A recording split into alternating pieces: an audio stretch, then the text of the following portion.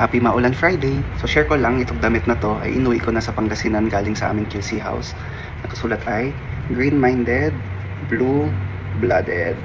So college shirt siya, college org shirt siya namin dati sa Ateneo. Ateneo Environmental Science Society, so AESS. Ito yung binibenta namin dati pag may fundraising, GMBB, Green-Minded, Blue-Blooded.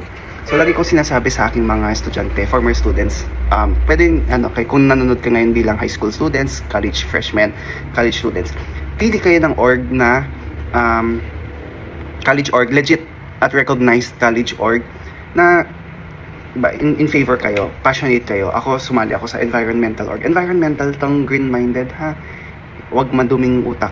Green-Minded meaning for the environment. So, kayo kung mahilig kayo sa mga iba't ibang projects na align sa inyong goals, passions, diba? Sali kayo sa inyong mga ino-offer na orgs ng inyong colleges, universities. Madami kayong mamimit na ibang kaibigan, madami kayong ma-experience sa mga field trips, projects, programs, at mas syempre, ultimately, mas madami kayong matututunan at makakatulong sa paghulma, sa pagbuo ng inyong pagkatao.